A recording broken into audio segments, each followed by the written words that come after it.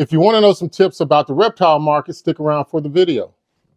These brothers my guys, know that they fly, know that they ride or die. I keep boys by my side, CJ Ike, now I gotta roll with ice. These brothers my guys, know that they fly, know that they ride or die. I keep boys by my side, CJ Ike, now I gotta roll with ice.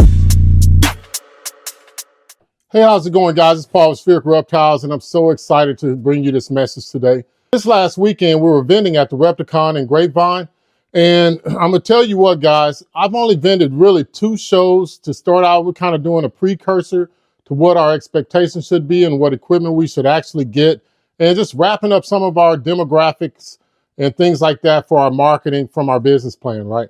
But it was really good to meet a lot of different people. What I was able to do was talk to a lot of breeders about just how they feel about the business, where they think they're going. I talked to some that were mid-level, as well as some smaller breeders that are just starting out like we are, as well as I got to speak with a lot of different customers, different sexes, different age groups, different financial backgrounds.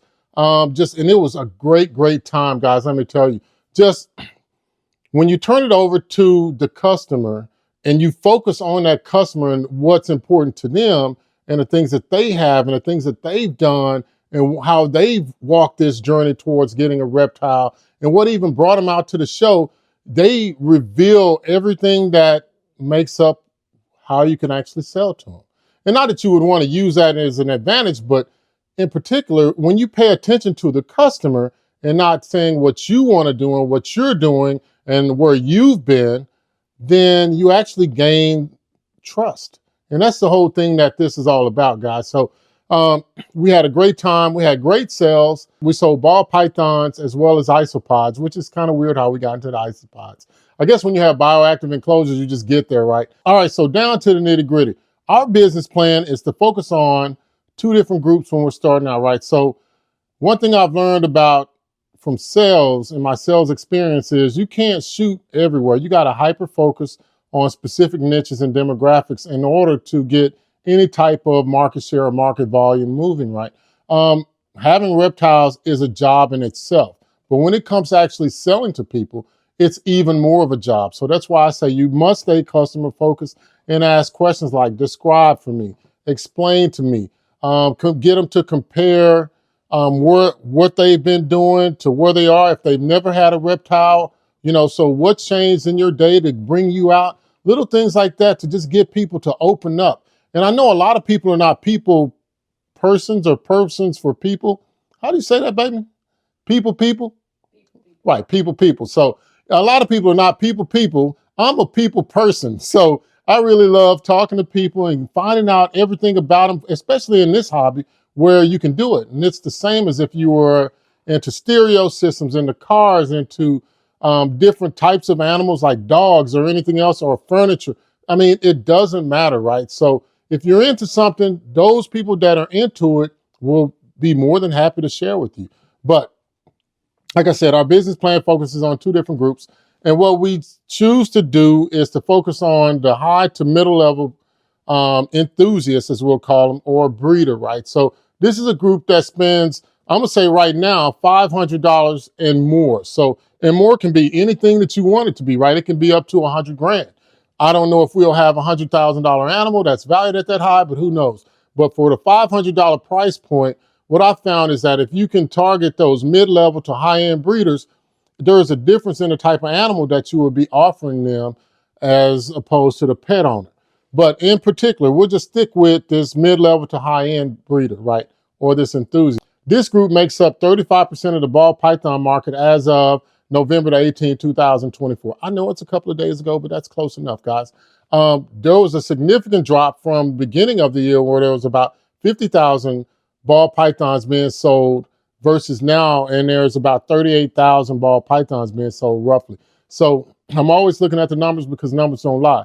But in particular, when you look at this group, the number one thing that shoots off is they're looking for rare morphs of good quality, right? So they don't want to buy a rare morph that has maybe 5 genes and maybe 2 recessive traits or 2 recessives and a head trait and then have the animal be sick. They want something that they can put down and they can invest their money in and just be very confident. So with spending more money takes a lot more trust, right? And that's in anything that we do. You don't ask for, like when you go to buy a Coke at QT or Bucky's, you don't say, well, what's the quality of this Coke, how fresh it is? You just pick it up and go. But now if you go and buy a bottle of wine, or say you go and buy some Buffalo Trace whiskey, I'm telling you, you want to know exactly when it has come. You don't want something that has a label that's peeled off or anything. You want to get the maximum experience because you're actually spending more money, even though it's just a liquid, just like the Coke. But in particular, what this group is going to do is they're going to research both your husbandry practices and the quality of your animals over time. And then when they get that trust up, they'll reach out to you versus you reaching out to them. So it's a little bit different selling moment, but when that moment comes, guys, you must be customer focused, right? So you must ask them questions as well. Like, hey, so what got you to this point to where you want the animal? Or if they're asking you a question about feeding, you should answer that question and then ask them, what do they have readily available to them? Because that'll give you time as a seller to maybe acclimate your animal. Say if they're feeding African soft furs and you're feeding rats, then you could actually start acclimating that animal for them. And that's for definitely an animal that's over, I would say, $2,000. I mean, it would be worth it, right? Where you're going to sell to these people is completely different as well. So you either can be in the high-end show or you can go through Morph Market. So the beautiful thing about Morph Market, which is one of the platforms that I really enjoy, is that you can see example after example after example after example of the animal. And then you can check and see if they have an Instagram or a YouTube channel, and you can actually see these animals in basic living color, right? So, and I think that's something that's very important to note. Trust comes with time, guys. So if you're just jumping out there like we are, I don't expect a lot of people to trust us, but I definitely plan on increasing that trust for Spheric Reptiles and the products and the brand that we're offering. So that's it for that customer. They're a great customer group. They actually, with that 35%, they hold up the market as well because it's 35%, and they're buying tons of coconut husks. They're buying rats. They're buying racks. They're buying a lot of things that help support this hobby. So we don't want to take them for granted either. Moving on to the next group. I'm going to call them the family that wants a pet, right? So this group makes up 65% of the market, 65%. So that's the majority, right? So, and they spend not the same amount, but their market share is so high that if you neglect this group, then you probably won't be able to sell ball pythons or any reptile if that's what you want to do. If you're breeding for yourself, you're probably already tuned off this video. But if you're breeding for other people to sell animals to, then this group is very significant. The number one thing that I found out about this is the quality of animals that they're getting has actually improved, but it's a different type of animal. So with that mid-level to high-end group, remember, they're getting multiple incomplete dominant genes and they're getting some recessive traits because they care about those, right? That's a better quality animal. That's a better animal as far as like harder to find, right? Well, this family that just wants a pet snake, they want the same thing too. But the one thing that I found is they don't want to spend over $500, which puts them right in line with, like, they can get a dreamsicle, they can get a hypopie, they can get a really nice looking clown, they can get some really amazing animals. The only difference that I've seen is that these animals tend to have single genes, so single traits. So they're single or double incomplete dominant. They might have one recessive trait, or they might just be the recessive trait for the normal incomplete dominant pattern, if that makes sense. So what I found from talking to them at this Repticon and other shows, like we've been to Daytona, a lot of NARBCs and some other smaller shows like the Herp Show down here, they want something that's easy, that's fun, and that's safe, right? So those are the three things that they're looking for. They want something that's easy to understand, easy to feed.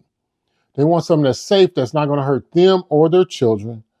And they want something that's fun for the family. They don't want something that stresses them out when they go and get it. So that's what makes ball pythons the number one selling pet, because when I asked them, I said, so what do you think about ball pythons versus boa constrictors? Or what do you think about ball pythons versus corn snakes or milk snakes or king snakes or any other type of snake like reticulated pythons, Burmese pythons, because we're just limiting our research to snakes.